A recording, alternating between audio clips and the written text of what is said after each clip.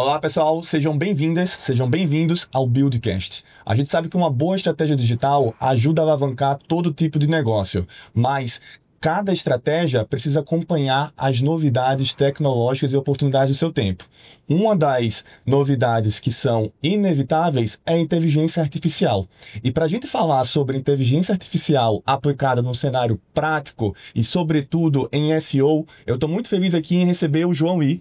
João, obrigado por estar aqui. O João tem uma vasta experiência passando por empresas desde Leroy Merlin, Cenova, Casas Bahia, Ponto Frio, agências, mas principalmente uma jornada empreendedora atuando com soluções digitais e muitas delas envolvendo inteligência artificial para solucionar diversas dores de negócios, com uma ênfase muito forte em SEO também, além de ter um viés internacional bastante forte nos últimos 3 anos como vice-presidente da FBE, que é uma associação que junta empresas Brasil e França para fomentar negócios entre esses 2 países. A gente vai falar bastante sobre isso, mas antes de tudo, João, bem-vindo.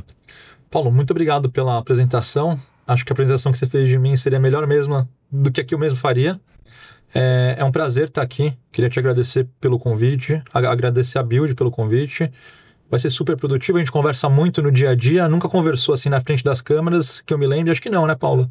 Ainda não. Então, essa vai ser a primeira de muitas. Vamos estrear essa conversa aqui para mais gente, né? Muito obrigado pelo convite. Obrigado a você. E eu já vou antecipar para quem estiver ouvindo ou escutando a gente que provavelmente essa vai ser a conversa com a maior quantidade de trocadilhos por minuto. Mas é um trocadilho profissional, é um trocadilho que vai alavancar e facilitar o entendimento. Porque isso a gente consegue trazer o didatismo para a vida real. Então, Exato. Profissionalismo com leveza.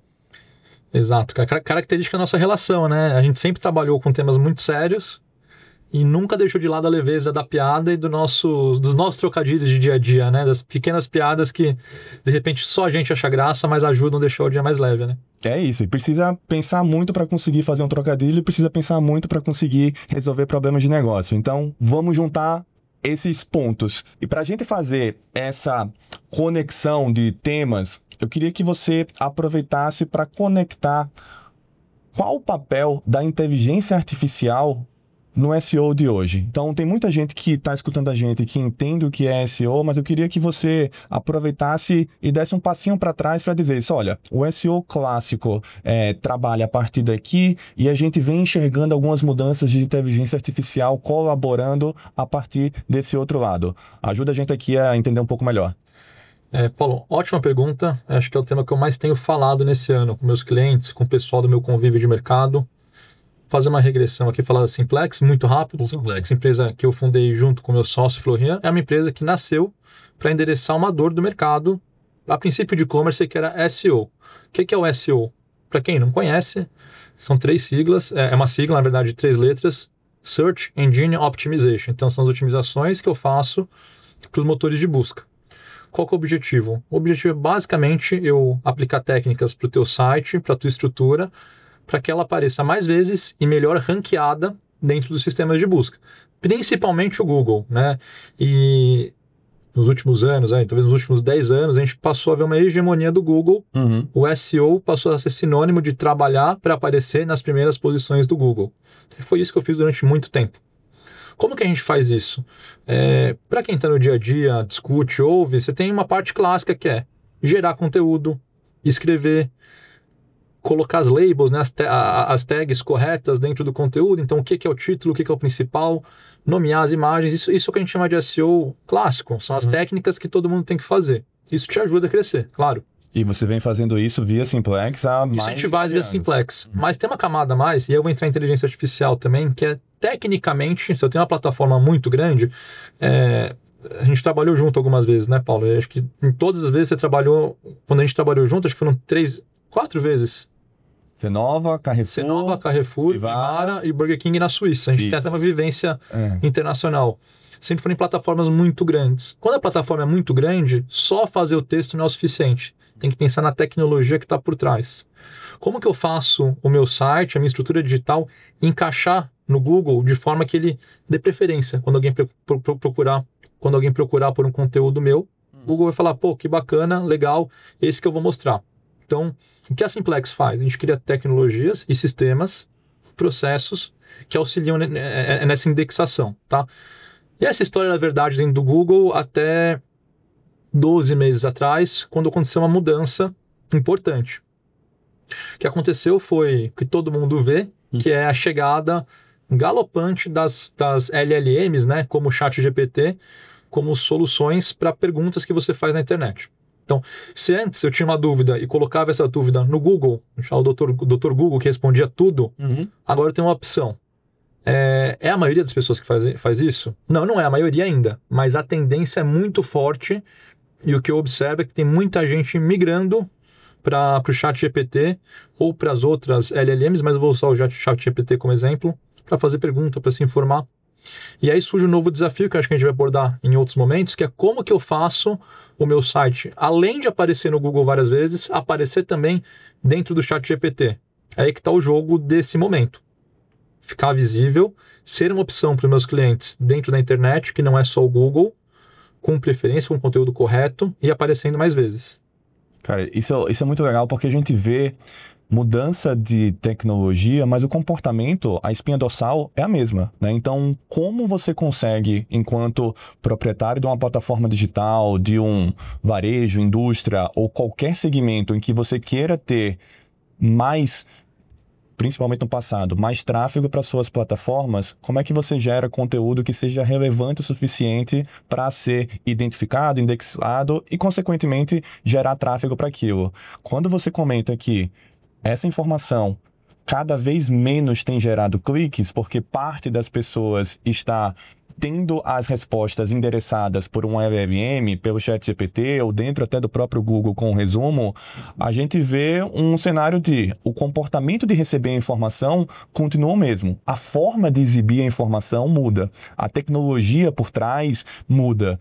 Como é que no aspecto de negócio, né? Então, enquanto usuário, para mim é interessante. Se eu quero uma pergunta rápida, não vou precisar mais clicar em 2, 3 sites para chegar àquilo se eu tenho um resumo. Claro, sempre tem que ter um filtro, uma profundidade, mas enquanto negócio, como é que o meu impacto, principalmente as minhas equipes que estavam muito baseadas em vou fazer estratégias para gerar mais tráfego para o meu site, o meu app, como é que esse comportamento, agora com a inteligência artificial, pode ser trabalhado para que os negócios continuem sendo gerados? Ótimo ponto, você tocou em vários pontos vitais para essa discussão de agora. O ponto mais importante é justamente esse: eu não tenho o clique, eu não tenho a visita. Então, só para quem não tem a vivência entender, quando eu falo de SEO, eu apareço numa posição, né? Então, qual que é a melhor empresa para construir uma estrutura de tecnologia? A Build. Certíssimo. Né? Todas as LLMs. Se aparece no Google, eu clico. Quando eu clico, eu gero uma visita. Então eu entro no teu site. Então você tem uma informação sobre os visitantes. Perfeito. Eu estou me informando, mas para eu terminar um processo, eu tenho que entrar no site. Para eu comprar alguma coisa, um produto, eu tenho que entrar no site e concluir lá dentro. Esse era o universo até o ano passado, mais ou menos. E aí o que você trouxe é o zero clique. E para quem está assistindo, já teve provavelmente essa experiência de fazer uma busca. Qual que é a melhor empresa? Vou dar um outro exemplo, tá? Qual que é o melhor chocolate do mundo? Esse aqui é o melhor chocolate do mundo. Eu já me informei lá dentro, eu me informei no ChatGPT, eu li a informação, isso já é suficiente. Eu não tenho uma ação na sequência. Eu não tenho um clique, eu não faço mais nada depois. Eu não tenho a visita. E aí eu vou quebrar a resposta que eu vou te dar, que talvez seja meio longa, mas é importante que ela seja clara, em 2 pedaços. Primeiro desafio, você que é um empresário que já foi executivo também de e-commerce, de operação digital. Primeira coisa, como que eu meço? Se de um lado eu tenho cliques, visitas, eu meço o volume de visitas que eu tive no meu site. Isso é mensurável, eu sei quantas pessoas, mais ou menos, né, passaram por lá. E aí eu sei se eu estou indo melhor, pior, se minhas coisas estão aparecendo mais no Google. Então eu tenho essa informação. Quando eu venho para o universo do GPT especificamente, mas de todas as outras LLMs, isso fica muito mais difícil. Por alguns motivos, vou citar alguns. Primeiro motivo, eu não tenho clique. Quem tem a informação é a LLM, né? LLM quer dizer Large Language Model, é um modelo de linguagem grande. É um termo que a gente usa aqui. Ela sabe a informação, eu não sei. E o segundo ponto, vou falar de SEO para LLM. A resposta que o ChatGPT vai me dar não é necessariamente a mesma resposta que ele vai te dar. Ele varia de acordo com quem pergunta. Então não tem uma precisão na forma como eu meço. Então, é um resultado probabilístico. Ele responde para mim com a maior probabilidade de acertar a pergunta que eu fiz. Ele não é determinístico como é o Google. O Google me dá uma resposta certa para uma pesquisa específica. Então, resumindo, assim, resumindo não, trazendo mais informação para o debate. Primeiro ponto é difícil de você entender o que está acontecendo. Então, calma, ninguém entendeu ainda. Como que eu meço? Tem alguns jeitos, eu vou te falar. Aprendi a medir, aí eu começo a criar ações para melhorar a minha presença lá dentro. Tá? Como que a gente mede? Rapidinho, a gente já pula para as tuas próximas indagações. A forma mais eficiente que a gente encontrou de medir, olhando muitos clientes no mundo inteiro, inclusive, assim, eu tenho olhado isso em vários lugares, dentro do Google, especificamente, para inteligência artificial, nos Estados Unidos, existe dentro do Search Console, que é uma coisa que você usa para olhar o SEO, um negócio chamado AI Mode. Você consegue olhar um pouco da informação, mas ela não te dá a informação inteira. O que eu sei que dá para fazer?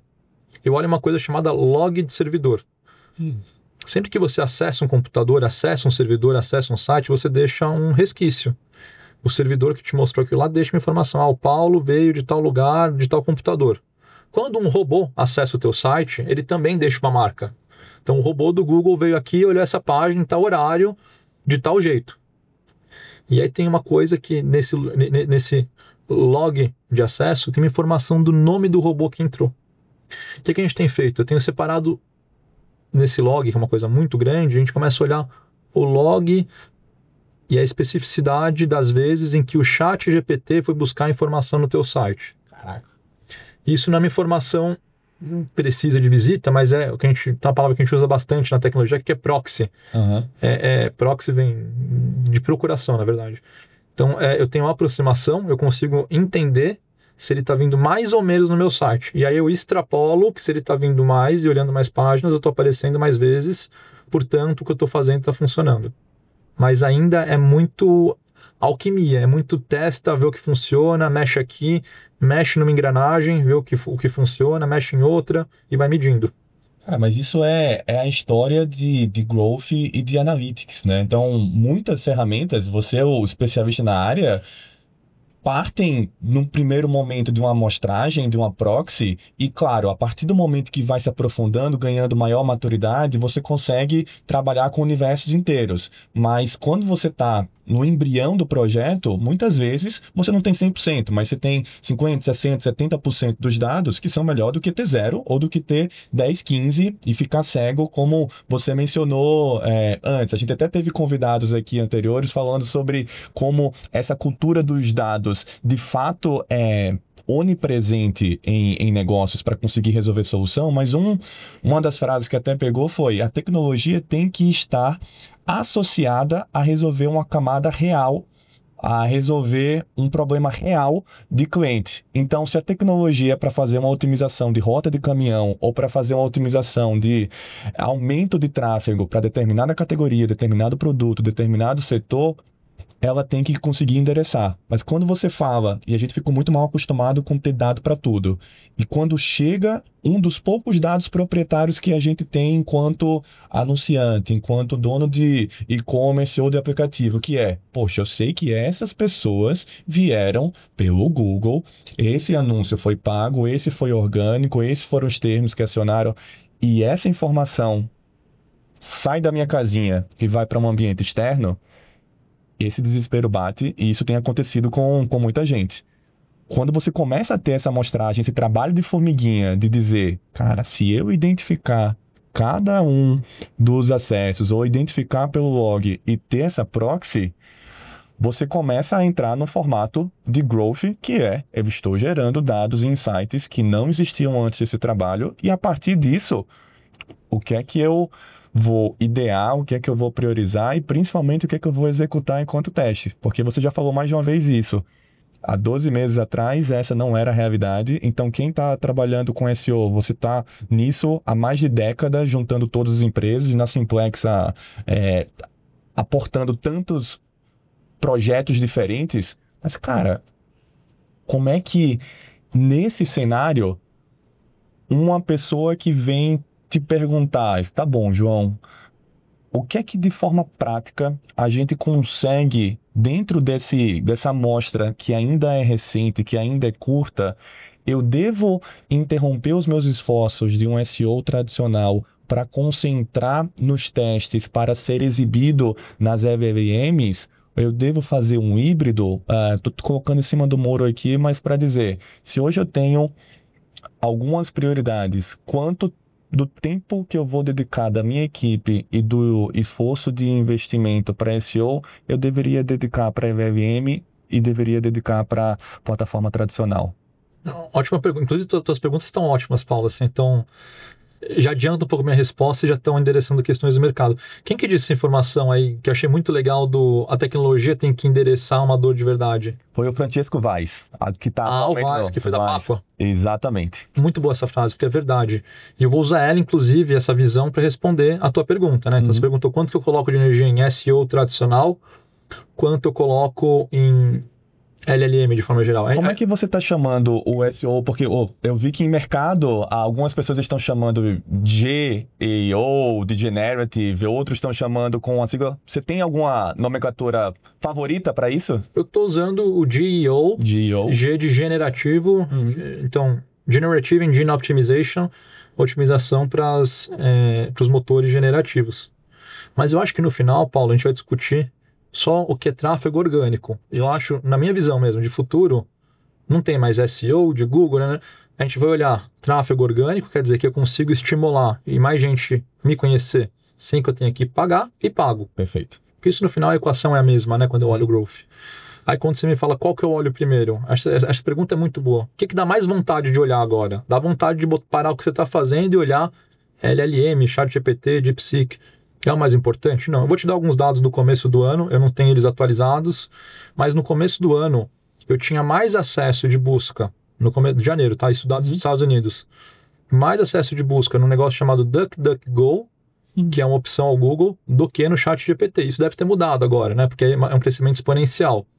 Quando eu comparo o volume de visitas dentro de um site, e eu trabalho com vários e-commerces grandes, com plataformas grandes, que vem de SEO versus as visitas que vêm com origem ChatGPT, é gritante.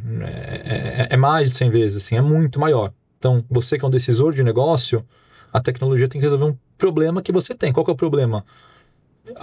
Não sei qual que é o teu negócio, mas se for no e-commerce, visita qualificada para gerar conversão, reduzindo o teu custo de aquisição de cliente. É mais ou menos essa a grande fórmula. A energia principal tem que estar aqui. Dá para você ignorar o LLM? Ou não dá, porque é um crescimento exponencial. E aí, como que eu estou abordando isso? Tá? A gente tem separado os desafios em caixinhas diferentes, porque um esforço, o esforço de SEO, se um cliente muito grande meu, se cresce 10% de SEO, muito mais visita, muito mais venda. Se eu crescer 10% num cara que tem 100 visitas por mês de ChatGPT, cresci 10 visitas, esse número não é tão grande, e o esforço é parecido. Então a gente separa as caixinhas, entende como é exploratória e a outra é o agora. Tá? Então, uma resposta clara, bota a energia principal no que te gera retorno neste momento, senão você perde foco. E o mercado não está estabilizado. O Google também tem soluções de LLM que está explorando de resultados generativos que são bastante funcionais, a gente não sabe o que vai acontecer. Então, só para responder a tua pergunta precisamente, 90% da tua energia tem que estar no SEO do dia a dia, no que te gera resultado, ou no ASO, se teu caso é app, e um pedaço da energia de desenvolvimento, de pensamento, tem que estar no que eu vou construir, que eu vou testar para LLM. Por onde começar? Depois eu te dou algumas dicas, se você quiser, do que a gente está fazendo. Primeira coisa, como que eu vou medir? Porque senão fica, o CEO falou que... Normalmente é o CMO que tem essa dor. Não, preciso aparecer mais no ChatGPT. Por quê? Porque eu preciso. Concordo, precisa. E o CEO tá no meu pescoço. Ou o cara tá com isso na cabeça. É fato, é verdade, tá acontecendo. Quanto que isso é importante? Quanto você consegue mexer? Quanto custa você fazer isso? Acho que é a próxima pergunta. Então, endereça a questão, entende, bota energia no que você já tem hoje, mas acho que a primeira coisa é como que você vai medir. Você melhorou ou você piorou em relação ao ano passado? Você piorou ou melhorou em relação ao mês anterior no LLM? Provavelmente a resposta da maior parte das pessoas com as quais eu converso é eu não sei. Então, se você não sabe, acha um jeito de medir, que é o que a gente falou lá atrás, né? E a gente vai construindo.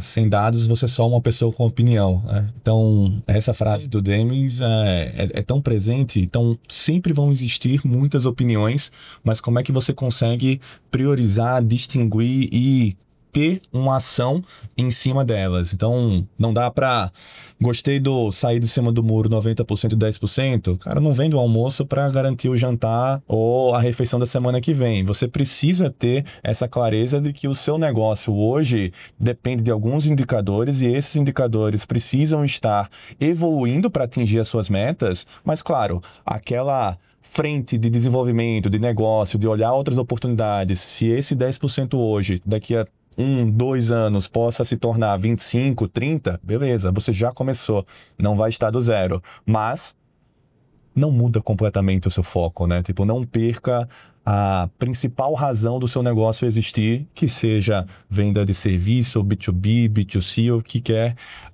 que esteja na frente, mas isso é muito bom. Eu queria aproveitar a sua experiência internacional para tentar fazer um pouco de comparativo, João. Você tem vários clientes, vários projetos internacionais, então uma presença fortíssima na França. Como é que você vê essa distinção de mercado brasileiro e mercado europeu? Ou você também atua em outros mercados, América Latina, enfim. Vou só dar um passinho para trás aqui. Brasileiros têm uma tendência a ter um complexo de vira-lata, achando que tudo lá fora, principalmente mercado europeu, está muito mais avançado em tecnologia, em e-commerce e negócios. A pergunta é, isso é real? O complexo é real, o fato que você trouxe não é real, né? A gente está fazendo um paralelo com o nosso momento, assim. Tem países que são muito bons em algumas coisas. O Brasil é muito bom em muita coisa. Por exemplo, o sistema bancário do Brasil é uma coisa tão avançada que fica anos-luz à frente de outros lugares. Tem discussões que envolvem aí até, governos discutindo soluções digitais que foram construídas no Brasil. Está acontecendo agora isso. Perfeito. Então, acho que, óbvio, olhando de fora, olhando do ponto de vista cultural, global, tem uma diferença. Mas quando você entra no vamos ver do mercado, o Brasil tem uma imagem em tecnologia bacana, assim, em alguns aspectos. Mas fato é que a gente tem um complexo de vira-lata e trabalhando na Europa, uma coisa... A gente trabalhou junto, inclusive, né? A gente trabalhou no Brasil, a gente trabalhou junto, lado a lado, trabalhou numa mesma mesa, algumas vezes, né? Você como cliente ou como fornecedor, e fez isso no Brasil e fez fora. A gente tem uma experiência muito legal juntos, né? Então, acho que a gente viveu um pouco isso. Mas falando da percepção do Brasil, a primeira coisa que eu falo, principalmente na França, quando eu estou falando com algum cliente, com alguém que está interagindo comigo por algum motivo, é diferença do tamanho e do desafio. Em ordem de grandeza, a gente está falando de um país que tem o tamanho da França, tá, especificamente, que tem geograficamente provavelmente o tamanho de Minas Gerais, talvez um pouco menor, cuja maior fronteira terrestre é com o Brasil. Pouca gente sabe disso. Você sabe disso? A fronteira terrestre? A maior fronteira terrestre da França com outro país é com o Brasil, na Guiana Francesa. Nossa. Em quilômetros lineares, ela é maior do que a fronteira com a Itália, com a Bélgica. Caralho. Que interessante, né? Uhum. A gente está falando de uma população pelo menos 10 vezes maior. Tá. Então, se eu tenho um problema de acesso, meu site vai cair. O problema no Brasil é vezes 10. Se eu tenho um problema de fraude, tem um cara tentando fraudar o meu site. Você tem ele pelo menos vezes 10. Então, o que eu acho que a gente pode trazer do Brasil quando a gente fala de outros países é o tamanho continental e o tamanho do desafio de infraestrutura, de gente, de acesso. Então, a gente aprende, a gente tem muito mais volume para aprender. Tu tá falando de dados, né? E eu passei rapidamente para a questão do trabalhar com a amostra de dados, extrapolar a amostra. Para eu ter uma amostra que tem significância estatística, eu preciso de um certo volume de gente. Esse volume de gente chega muito mais rápido no Brasil do que na França. Muito mais rápido no Brasil do que na Suíça, por exemplo, né? A gente trabalhou num caso na Suíça. Então a gente traz muita coisa bacana, assim, do... Um parênteses numérico, que essa frase eu falei várias vezes foi... Gente, a população inteira da Suíça tem 8 milhões e meio de habitantes. A população da cidade de São Paulo tem 11 milhões. Então, quando dá essas ordens de grandeza que você está mencionando aqui, cara, a Europa inteira cabe algumas vezes geograficamente falando, no Brasil, né? Então, quando alguns parceiros vinham conversar e dizer assim, eu quero entrar no Brasil, quero uma empresa pequena, média para conversar, fazer um processo M&A. Quando eu apresentava a empresa pequena, média do Brasil, ele falou, nossa, mas isso é muito maior para o que eu tenho aqui. Mas é porque essa dimensão é um país inteiro, é menor populacionalmente do que a cidade de São Paulo. Isso faz muita diferença quando a gente mexe em tecnologia. Acho que tem um lado bom, um lado ruim, né? Então, algumas aplicações na Europa são mais precisas, ou tem mais informação, conseguem usar mais recursos para resolver um problema complexo, e no Brasil a gente tem o contrário, que é uma dor no nosso dia a dia, mas vira um trunfo quando a gente vira internacional, que é, por exemplo, a gente tem que usar muito menos recurso para resolver um problema muito maior. Vou dar um exemplo de marketing, né? ou de SEO. Com um orçamento X no Brasil, eu tenho que girar, 100 mil visitas. Com o mesmo orçamento X, se eu for muito bom na Europa, eu não gero as mesmas 100 mil visitas. Eu lido com muito menos gente. Uhum. Então eu tenho que, se eu for pensar em digital, e-commerce, eu tenho que adaptar muito menos o meu site. Eu tenho que montar uma estrutura, teoricamente, menor. Uma infraestrutura menor. Eu falo de CDN, de distribuição do conteúdo, também muda. Então a gente aprende muita coisa. A gente aprende no Brasil, por condição, e no final vira mérito, a gente aprende a lidar com questões muito complexas, com um orçamento limitado, então a gente tem que ser criativo na construção de soluções. Para startup isso é super legal. Eu acho que isso cria um contraste na Europa. Claro, Paulo, assim, tem barreira, eu não vou dizer que não tem preconceito, que não tem barreiras culturais, isso existe, tá?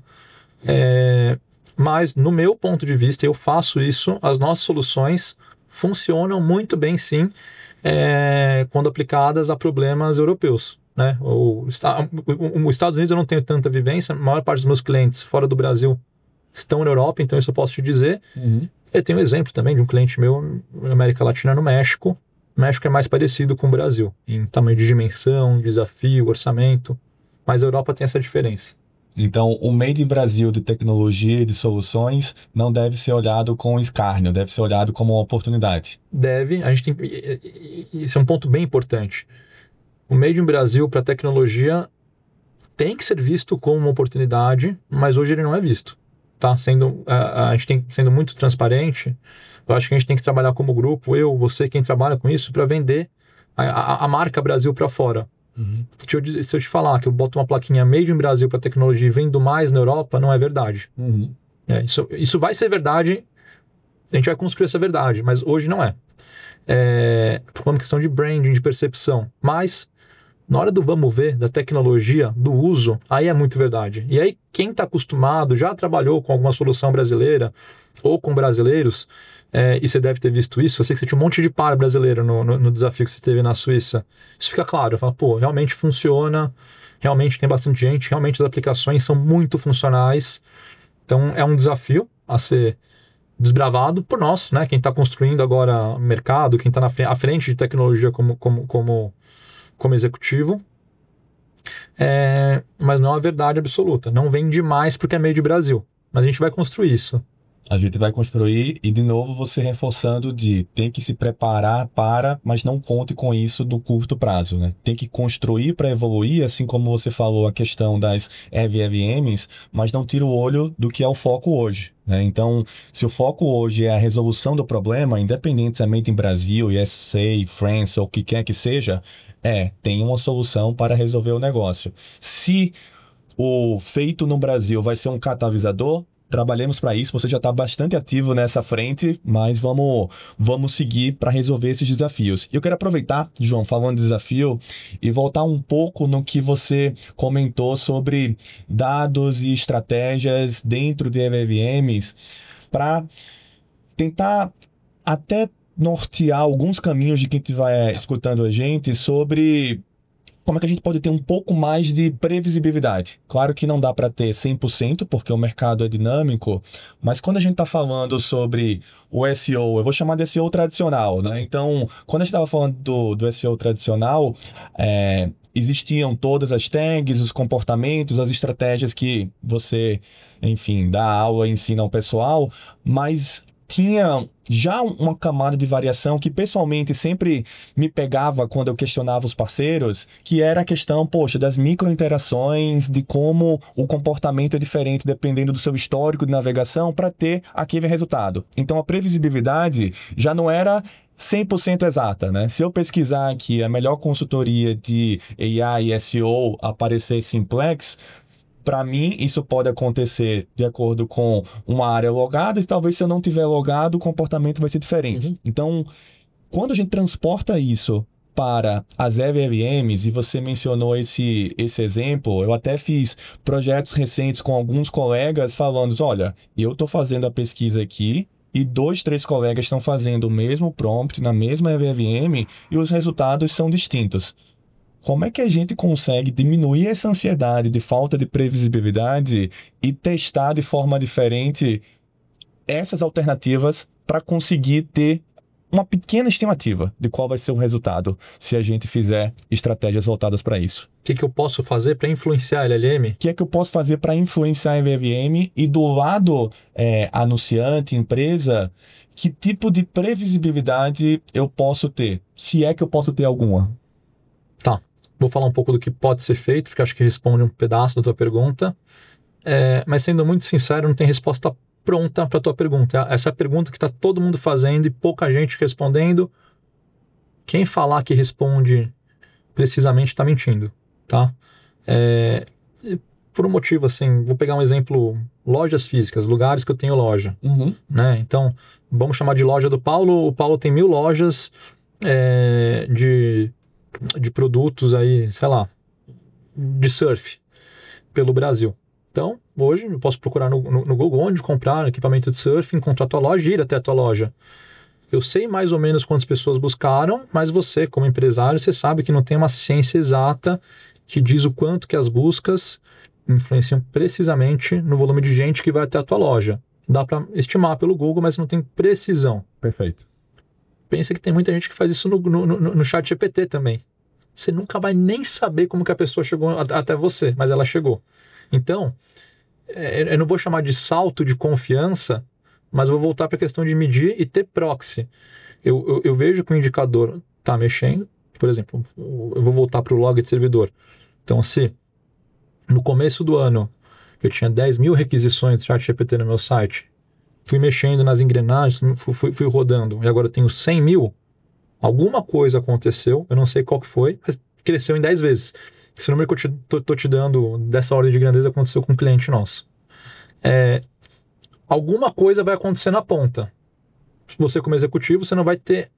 E a gente que é digital gosta de saber o porquê de linha por linha. Você talvez consiga calcular uma correlação, né? O quanto que esse indicador mexeu por conta do outro, mas você não vai ter precisão. Não é causal, é correlacional, é isso?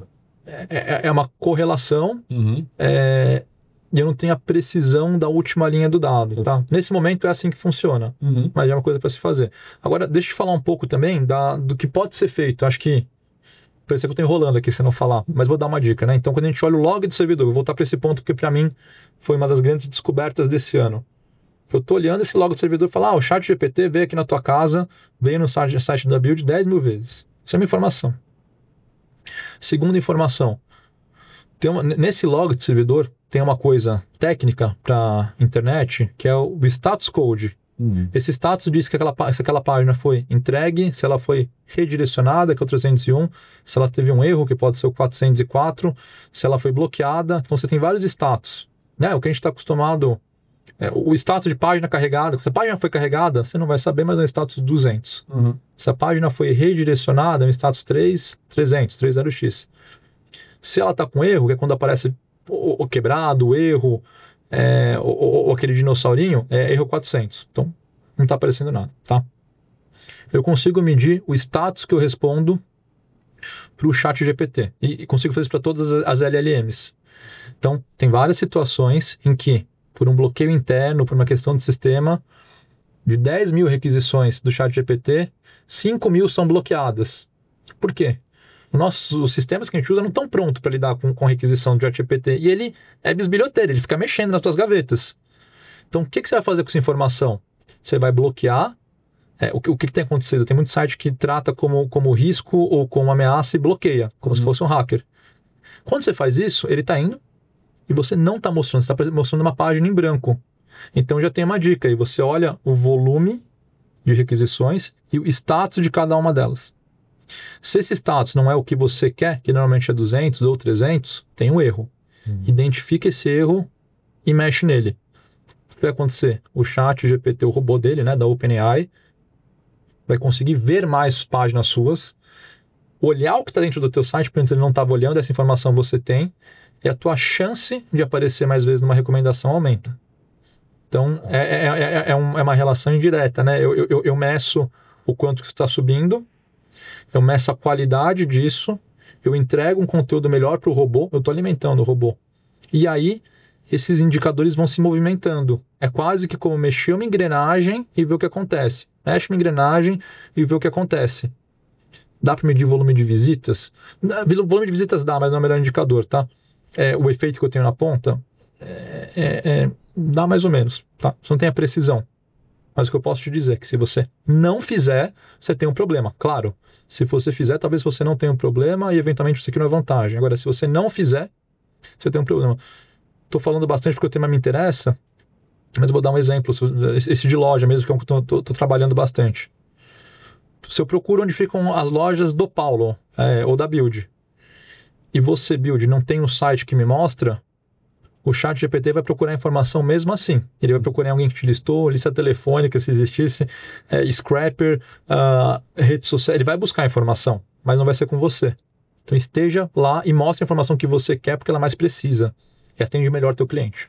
Isso é muito forte, João. E essa temática, nessas experiências anteriores, você sempre reforçou o quanto, né, tipo, essa questão de, sobretudo em empresas que possuem lojas físicas, de terem essa proximidade, de terem essas páginas dedicadas. Você está dando vários contextos técnicos, justificativas técnicas para isso, mas no final eu tenho um conteúdo e eu sou dono desse conteúdo, e quem está procurando por um conteúdo que eu tenho ou que interessa eu ter, eu estou tecnicamente apto para isso. Exatamente. Então, até quando eu estava conversando com alguns, eu acho que eu nem te falei isso ainda, mas eu estou no papel de advisor, mentor de algumas startups, e aí o pessoal, de vez em quando, pede alguns conceitos, e quando eu vou falar de SEO, no básico eu falo, uma redação do Enem, em que você precisa ter o conteúdo, mas precisa ter a forma. Você precisa ter o equilíbrio, igualmente, do conteúdo que seja relevante para aquele termo, para aquela busca,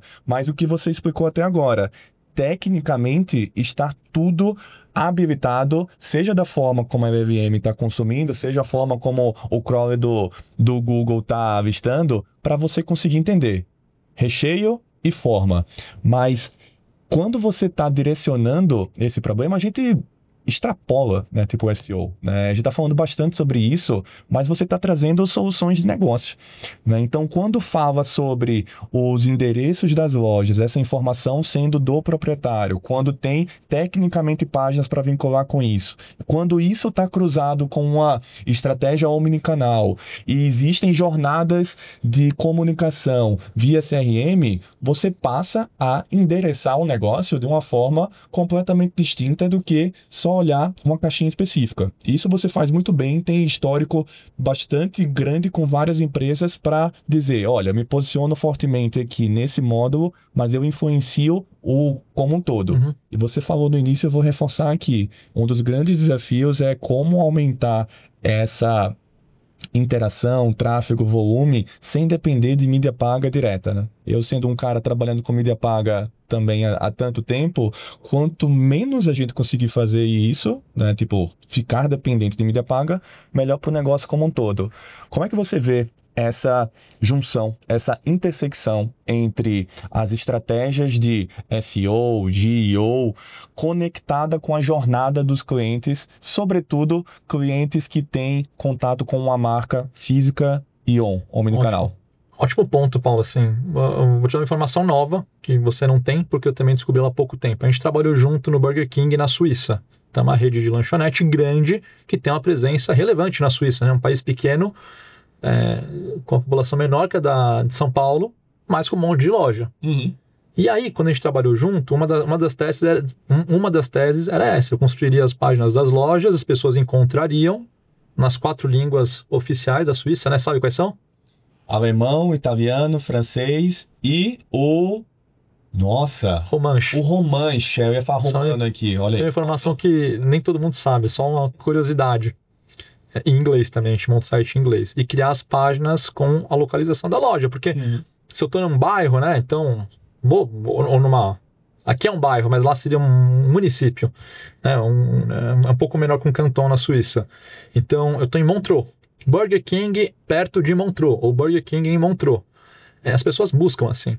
Então, já que elas buscam, deixa eu dar uma página que responda essa pergunta. Essa página tem que ser qualificada, tem que ter um mapa para me dizer onde que tá, tem que me dar as informações de horário de abertura. É básico. Eu estou atendendo o cliente, na verdade. Qual que é a consequência? Que foi até então e ela melhorou. Eu melhoro em SEO, eu gero mais visita.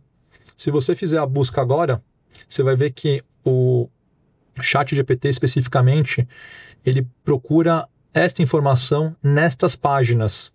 Então, ele está procurando a informação de localização em páginas que foram feitas para SEO, que antes de serem de SEO, foram pensadas para atender uma dor do cliente. Na verdade é isso, não tem truque de SEO. As pessoas querem saber quais são as lojas naquela região, e o horário de abertura, e o lanche. Elas vão procurar isso. Não adianta eu querer inventar alguma coisa, elas vão procurar. E o Google vai responder, e o ChatGPT vai responder. Então eu tive a oportunidade de construir essa página, colocar lá no ar, e hoje ela é a resposta padrão para o ChatGPT, por exemplo. A gente construiu junto, a gente nem sabia que ia chegar aí, mas chegou. Cara, isso é muito legal, João. Porque tem tanta gente querendo atalho, né? O hacking, né, daquilo, e no final você falou, eu tô resolvendo o problema. O problema é o endereço. Qual é a loja mais perto de mim? O restaurante, a hamburgueria mais perto de mim? Se essa informação não tá clara, não tem hack de código de outra coisa que não vai endereçar. Esse exemplo, nada vai te fazer comprar um lanche que não seja você querer comprar um lanche ou comer alguma coisa. Qual que é a necessidade? Eu quero comer alguma coisa, eventualmente da tua marca, e eu quero me informar para saber se eu vou até a loja, se eu clico num botão, se eu faço alguma coisa. E aí eu vou te responder um pouco da jornada também. Então acho que esse ponto é legal de falar, de dar essa informação de um gol que a gente fez, que você fez sem saber que fez. Guarda aí no teu repertório. Mas você falou da jornada, da otimização da jornada, e aí eu vou te responder um pouco disso do ponto de vista de SEO. Perfeito. Aí eu vou botar um todo, tá? Por favor. Qual que é o desafio aqui? Meu desafio é gerar mais visita. Beleza. O teu desafio de negócio é gerar mais visita mesmo? Não é. Não é. Então o desafio é gerar mais visita qualificada para gerar mais negócio. Se eu focar em resolver só essa questão, gerar mais visita, eu tenho uma estratégia, só que ela não faz sentido. Eu vou te dar alguns exemplos, tá? Estou trabalhando com alguns clientes B2B, inclusive tem ganhado muita visibilidade o trabalho B2B para SEO. Está crescendo, né? Tudo bem crescendo. Tem um blog que gera muita visita. Bacana, né? Legal. Quais são as palavras que geram mais visita para esse blog? Eu não vou citar o cliente, mas vou dar um exemplo que é real. Como fazer login no WhatsApp. O que faz o WhatsApp Plus. Ou dicas do Enem. Tá, são informações que as pessoas buscam em grande volume. Portanto, se eu criar uma página, tem uma chance dela aparecer e ter bastante gente visitando. O que esse cliente vende, né, não tem nada a ver com essas buscas. Então, assim, beleza, você gerou visita? Gerou. É isso que você precisava? Na minha visão, tá, de especialista de SEO, depende da tua estratégia. Normalmente a resposta é não. Você não precisa do maior volume de visitas. Você precisa das visitas qualificadas para aquele tema. E a estratégia é diferente. Então o indicador que eu vou olhar não é volume total de cliques, volume total de visitas. Cresceu o SEO em 100%. Beleza, ele está convertendo? As páginas que estão aparecendo vendem ou cumprem um papel? Se não cumprem, aí eu questiono a decisão de negócio. E eu acho que o SEO tem que cumprir esse papel. Ele tem que ser complementar a uma necessidade de um gestor que está olhando todo como você. Isso faz super sentido, João, porque a gente está cansado de ver equipes, núcleos, olhando a sua própria caixinha, o seu próprio indicador, muitas vezes embasado pela própria organização, porque, olha, o seu bônus, o seu PRR, a sua meta está atrelado à quantidade de visitas, à quantidade de leads, Mas qual é o objetivo da intensa maioria das empresas? É ter uma receita que vai gerar um resultado líquido, que vai gerar um resultado financeiro que vai comportar que a empresa continue crescendo, acionista ou empresa própria, mas comportar aquilo. E claro, é preciso decupar, é preciso destrinchar indicadores para chegar àquele número final, mas se você só olha o indicador como visitas sendo atendido e não enxerga a jornada como um todo, você está míope.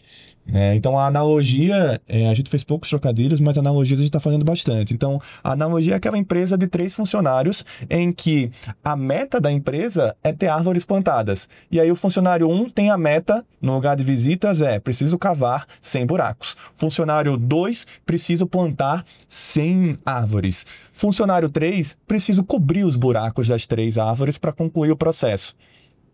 O que acontece quando não olha a jornada como um todo, quando eu sou especialista na área 1, na área 2, na área 3, quando o funcionário 2 está de férias, de licença paternidade e maternidade ou de reserva médica, o funcionário 1 vai dizer, eu bati a minha meta porque eu cavei 100 buracos. O funcionário 3 vai dizer, eu bati a minha meta porque eu cobri 100 buracos. E a empresa vai estar, agora com perdão do trocadilho, no buraco, porque nenhuma planta foi nenhuma muda foi plantada porque o funcionário 2 estava ausente naquele período. Então, olhar o silo, olhar um indicador específico e transferindo isso para a realidade da maior parte das empresas, eu cuido de mídia paga. Dentro de mídia paga, o ROAS do Google está funcionando. O ROAS do TikTok está funcionando. Eu cuido de SEO. Então aqui os rankings, o posicionamento do meu lado. Eu cuido de CRM. Então aqui as minhas réguas sendo configuradas. As 100 árvores estão plantadas? A meta de receita, a meta de rentabilidade está atingida? Como é que a gente, enquanto estrategista digital, embora especialista em um desses blocos, consegue ajudar nessa jornada como um todo? É isso que você mencionou, tá bom? Você entra, a sua janela eu sou especialista em SEO e ferramentas de tecnologia e IA para viabilizar isso. Mas se isso não está ancorado em indicador principal da empresa, de que adianta? Ótimo ponto. E acontece assim dentro de casa também. É uma crítica aberta, mas eu vejo acontecer dentro da minha empresa mesmo. A gente perde o foco, tenta distribuir em indicadores, mas você precisa ter uma cabeça, um mecanismo que junte o todo. Eu vou te falar como eu vejo isso, tá? E como eu acho que é a melhor forma de abordar esse tipo de questão. E falar do ponto de vista de SEO, né? Que normalmente é o meu desafio. O SEO, ele é parte da resolução de um problema. Ele sozinho não resolve um problema. Um carro, uma Ferrari vermelha linda. A tinta vermelha faz com que ela seja vermelha, linda. Mas tem um monte de coisa que compõe aquele todo, né? Então a gente faz parte de um desafio de negócio e resolve parte de um problema maior, que é a companhia, tá? Então eu não posso fechar meu olho, olhar, sou especialista em SEO e só faço isso e vou aumentar este indicador. A não ser que tenha uma estratégia por trás que justifique, mas normalmente não tem ou pode ser questionada. Tem um termo que eu não conheci, deveria ter conhecido antes, inclusive, que é o Manage Up. Quando eu tenho uma questão, que é o contrário do bottom down, né? De eu escalar uma questão e o presidente mandou fazer, por isso tem que fazer. Como que eu influencio quem está em cima a tomar uma decisão que eu tô vendo aqui? Eu tô vendo que o buraco tá sem a semente. Então, eu vou voltar para a questão inicial, nem era meu objetivo, mas acabou sendo esse, que são os indicadores, como que eu olho isso e como eu entendo os indicadores. E aí eu tenho que entender, primeiro, eu como empresa de SEO que está com o desafio, entender qual que é o meu desafio, qual que é a clareza do silo em que eu estou atuando, mas como esse silo se conecta com os outros pedaços do desafio. E se isso estiver descasado, e eu vejo isso como fornecedor, meu trabalho não é tentar justificar a minha existência dentro... não, veja bem, porque o SEO é muito importante, você não está dando... Não, meu trabalho é entregar o melhor resultado para o cliente, que às vezes nem é fazer o trabalho de SEO, é pontuar ou apontar para um erro estrutural. E aí a gente tem que manage up isso. Como que a gente faz isso? Baseado em dados. Quando eu faço um trabalho de consultoria ou de SEO, eu acho que quase metade do meu esforço, ou da minha equipe, né, em tempo, é colocado em Analytics, que é o que eu fiz inicialmente, para entender o problema. E é difícil, você tem que ter assumptions, tem que ter... Como que é assumptions? tem que ter premissas, você tem que ter... Internacional, né? Tipo, ainda meteu um inglês. Se fosse francês, até tudo bem. Não, inglês é mais simples. Como é que é substitutos em francês? Boa pergunta, cara. Na dúvida, eu ia falar permis. Premis. Pode ser. Não sei. Boa pergunta também. Me pegou de novo. Mas é entender o que está acontecendo, e se tiver um problema, eu tenho que ter dados para levar para a gestão, e entender que se a empresa tem níveis de gestão, eles estão entendendo o que está acontecendo. Eu posso subir, posso subindo. Mas sempre que eu subo uma informação, ela não pode, de uma área muito específica como SEO, ela não pode ser um chilique. Ninguém me ajuda, ninguém olha, ninguém está priorizando. Beleza. A TI não prioriza. Não, pode ser que não priorize. Por quê? Por quê? E se não, por quê? Deixa eu te dar os argumentos para defender por que isso é importante. Olha, se você priorizar, você vai aparecer mais no ChatGPT nesse tema. Por exemplo, o que acontece se você não fizer isso? Se você não fizer isso, talvez não aconteça nada, ou talvez uma outra pessoa apareça no teu lugar, o teu concorrente ou uma empresa. Talvez você não atenda bem teu cliente. No exemplo da localização da loja, que é básico, eu quero saber qual que é a loja do Paulo mais perto de casa, o que tem no menu, que horas ela está aberta. Simples. Perfeito. Me dá essa informação. Qual que é o risco? O primeiro risco para mim é você não atender bem teu cliente. Né? Cliente final, B2C. Mas quais são todos os outros riscos? Alguém fazer no teu lugar, o concorrente fazer na frente, você perder um volume de visita, se for para SEO, você ser desindexado. Em SEO, tem uma coisa que é a penalização. Bom, um exemplo só para falar do Manager, para falar do todo. Por favor. O SEO você vai crescendo, fazendo as atividades, isso é um crescimento gradativo. Tem uma coisa que é penalização. Se você comete um erro, que o Google diz, isso aqui é um erro, isso aqui eu te penalizo se você fizer, por exemplo, usar conteúdo repetido ou duplicado. Ele fala, olha, isso aqui é um erro grave, e porque você está cometendo ele, eu vou te desindexar. Então começa a cair. Aquele tráfego que você tinha de 100 mil, sei lá, visitas por dia, ele vai caindo, 90, 85, ele vai caindo. Você perde isso. Quando isso acontece é muito rápido. Para construir é muito devagar. Esse é um caso do Manage Up, para entender o todo, é que, cara, parem as máquinas, gestores, tem um problema grave, ele vai custar dinheiro para vocês. Quanto dinheiro? X, Y, Z, em volume de visitas é tanto. Se você parar agora com 6 horas de atuação de TI, você evita a queda. Se você não parar, não tem problema, mas essa queda é gradativa e você chega até zero. É como que você argumenta que tem um problema sério. Todo problema mais importante do mundo? Não. Tem problemas que dão para esperar. Então, acho que a mágica aqui, voltando para a tua pergunta inicial de como gerar valor no processo, no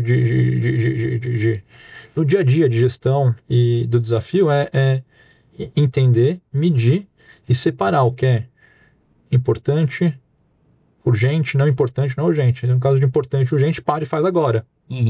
Importante, não urgente, é aquela matriz antiga, né? Uma matriz de Eisenhower, mas é conseguir explicar por que você está priorizando uma coisa em relação a outra, de onde está o esforço. Você me fez essa pergunta também em relação a SEO e GEO, é a mesma resposta. Priorizar e colocar o esforço no lugar correto. Excelente. Olhar a jornada, né, João? Não dá para achar que tudo é urgente, como você pontuou agora, se não tiver o argumento que justifique isso. Senão vira Pedro e o Lobo de novo, né? Na hora quando realmente é importante e o lobo realmente está ali, o pessoal não tem a crença porque os avisos anteriores não minaram essa reputação, minaram essa credibilidade que você trouxe agora. Então, se tudo é urgente, nada é urgente, mas se não há um diálogo de jornada, de impacto, eu gostei muito da sua explicação no sentido de, poxa, isso aqui vai impactar X visitas, essas visitas com a taxa de conversão A, com o ticket médio B, a gente está falando de uma receita X que está sendo impactado se essa ação não for tomada. Então isso não é médio prazo, longo prazo, isso é curto prazo, isso é visão de jornada como um todo. E eu quero aproveitar e conectar isso para pensar em você que está atuando principalmente em SEO há tanto tempo e passou por diversos modelos e empresas e projetos diferentes. O que você enxerga como o futuro de um profissional de SEO? É uma pessoa mais voltada para negócios, mais voltado para o lado técnico? Como é que você enxerga essa pessoa? O profissional de SEO, a pessoa que vai sentar na cadeira. Exato. Eu acho que vai mudar um pouco o nome. É uma visão, tá? E essa visão eu tô construindo com base nas minhas experiências. Não tô repetindo frase nem receita de ninguém. Eu acho que você vai ter um profissional de tráfego, relevância orgânica. Tudo que for orgânico vai estar na mão desse profissional. Qual que é o desafio dele? No limite, ele é um profissional complementar a quem gera o tráfego pago. No final do dia, você tem um negócio, as pessoas têm que ver esse negócio, chegar nele, e é uma jornada longa, né? Gostar do que está lá, entender o todo. Mas se a gente for separar as caixinhas, nesse chegar no negócio, apresentar o teu site, o teu aplicativo, ou o que for no futuro, você tem que ter uma pessoa que consegue pensar nas estratégias para fazer com que isso aconteça de uma forma eficiente e escalável e sem um custo ostensivo de mídia, né? Que é pago e retorno, pago e retorno. Qual que é a característica desse profissional? Que eu acho que é um pouco do que a gente está construindo dentro da Simplex. Primeiro é entender de dados. Eu acho que é uma coisa que a gente fala, tem que ter um especialista em BI, ele é muito específico. Eu acho que a capacidade de analisar dados ela não tem que ficar num especialista, ela tem que estar em todo mundo, inclusive nos gestores, de conseguir olhar o indicador e pensar naquele indicador e se faltar algum saber buscar ou saber perguntar. Então a primeira coisa é alguém consiga ler e interpretar dados. Para fazer isso tem o que a gente chama de hard skill, né? Você tem que saber. Talvez um mínimo de programação, um mínimo de banco de dados, mexer na interface, entender como essa informação chega até o painel. Tem que entender a origem do dado e o que está acontecendo lá dentro. Então, a primeira característica e vai exigir criatividade para você entender como resolver. Essa característica é você identificar comportamento e identificar padrões e problemas que você possa atuar. Segunda característica para esse profissional, que eu chamo de orgânico, é que ele entenda um pouco, não precisa ser um desenvolvedor, mas entenda um pouco de como funciona a tecnologia, para conseguir entender o que pode estar acontecendo num processo do ChatGPT, do DeepSeek, do Claude, por que o Twitter Bot está vindo buscar informação, que páginas que ele passa, como funciona essa estrutura. Então, sabendo olhar dados, interpretar, sabendo ou entendendo, né, como funciona uma máquina, não no detalhe, não sou um programador, mas entendendo, eu consigo pensar em diversas estratégias para o futuro de como aumentar o teu tráfego, a tua relevância. Eu vejo um negócio muito interessante, a gente está personificando o ChatGPT. Tem gente que chama de chat, né? Falei com o chat, conversei. Gepeto.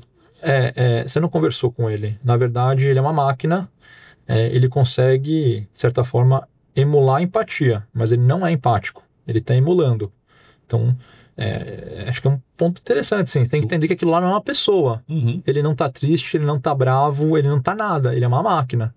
Então, vamos entender que isso é uma máquina, e sendo uma máquina, eu tenho estratégia de lidar com ela para influenciar, para entender o que ela faz dentro do meu site, e aí pensar nos outputs, porque alguém vai usar, porque alguém vai explorar, eu preciso atender meu cliente, mas primeiro entender que aquilo é uma máquina.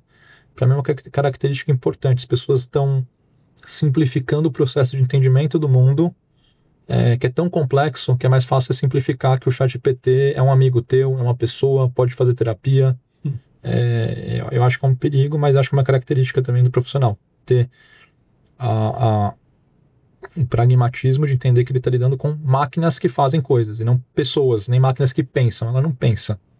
Parece que ela pensa, mas ela não pensa.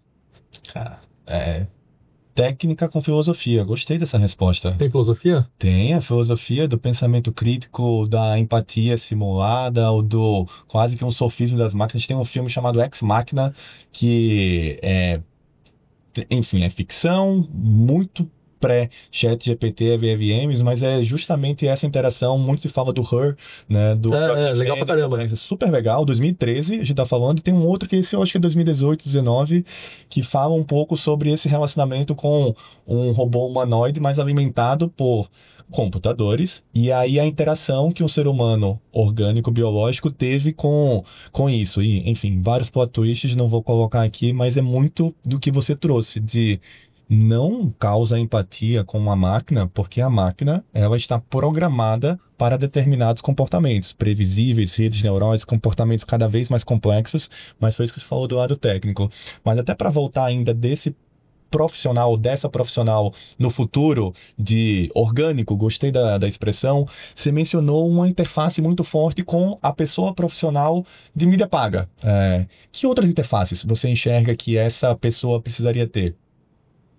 De outras áreas. Outras áreas?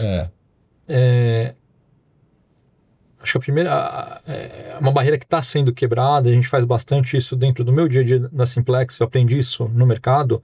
A primeira barreira que você tem que quebrar é essa área que gera tráfego, que mexe o indicador do negócio, tem que saber conversar com a área de tecnologia. Você tem o cara que mexe na máquina, então eu tenho um arquiteto de tecnologia dentro da Simplex, ele monta a estrutura, né? Eu tenho servidores, eu tenho códigos que rodam, eu tenho que entender minimamente o que está acontecendo lá para conseguir ser propositivo quando eu tenho um problema. Isso ajuda muito você ter um resultado. Qual que pode ser um problema? Pode ser, olha, Paulo, o site da Build não está aparecendo no ChatGPT, resolve. Tá, beleza. Por quê? Porque o robô está rastreando pouco. Por quê? Porque metade das páginas que o robô rastreia tem status 400. Não é o que eu preciso do 200. Por quê? Porque provavelmente a CDN tem uma regra de WAF que está bloqueando. Então, é verdade, tá? Mas são camadas de perguntas que podem vir de uma pessoa técnica ou podem vir de uma pessoa de negócio. Mas se não tiver um meio do caminho, não tem a discussão. E essa solução que pode ser simples, ela pode nunca nem passar no repertório de nenhum desses executivos, né? Nenhum desses profissionais, na verdade. Então, na minha visão, a interface principal, claro, tem que entender de mídia, e entender do todo, você tem executivos que já fazem. Eu tenho um exemplo, né? Você é um executivo que consegue olhar o todo. Mas quando desce para a equipe, essa pessoa tem um problema. E o jeito de resolver esse problema é diverso. Eu vejo bastante isso. A pessoa tem pouca vivência com tecnologia, eu não tenho repertório e dá tempo de construir, mas desiste do problema e fala, isso é um problema de TI. Isso aí não dá, cara. Isso tem que priorizar lá com o pessoal de TI. Mas como que esse problema tá para TI? Por que ele é importante? Você consegue dar o problema ou o site não está carregando no site? O site não está carregando no celular do João. Beleza, cara. Isso não é um problema, isso é um fato. Por que não está carregando? João, manda print. O presidente da empresa falou que o site não está carregando. Resolve.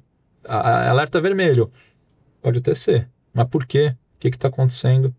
Então, se o profissional consegue navegar tecnicamente, isso eu sei que você faz porque a gente já trabalhou junto. Se explorar tecnicamente, você não precisa ser o desenvolvedor, mas saber fazer as perguntas certas, entender o contexto, né? A nuvem não é uma coisa que está no céu, na verdade. A nuvem são servidores em outros lugares, né? Entender os conceitos principais e não virar um papagaio de conceito. Mas alguém consegue interpretar o que está acontecendo, eu acho que tem um ganho enorme nesse profissional. Mas tem que, claro, estudar e estudar coisas mais técnicas, não é só a parte conceitual. Isso ajuda muito no dia a dia. Eu vou pegar esse gancho para a gente falar sobre o quadro Alicerce. O quadro Alicerce é justamente dicas de quem construiu, trabalha, já chegou no estágio de maturidade, como o João Lee, para pessoas que estão querendo começar essa jornada, seja em início de carreira ou seja em transição. Então, você já mencionou algumas características fortíssimas de pensamento crítico, hard skill, visão de jornada. O que é que você complementaria para essa pessoa que quer se especializar na área que você está atuando para começar a desenvolver ou para olhar com mais carinho?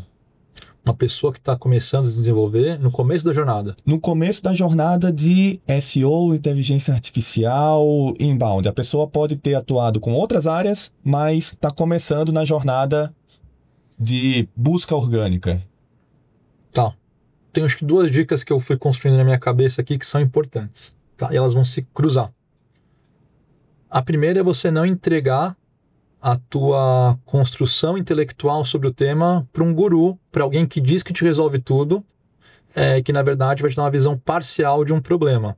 Então isso é uma coisa que eu vejo muito agora na internet. Tem guru para tudo. Isso pode ser que seja uma pessoa muito legal e provavelmente vai contribuir com a tua construção. Mas aquela visão, ela está empacotada como produto e não como educação. Você é um cara que fez mestrado, você sabe muito bem disso, né? Quais são as dicas? Não estou falando para você não estudar, não olhar, faz isso. tem dicas interessantes do tipo você validar a fonte da informação, entender qual que é o background de quem tá te dando essa informação, procurar múltiplos pontos de vista sobre um tema.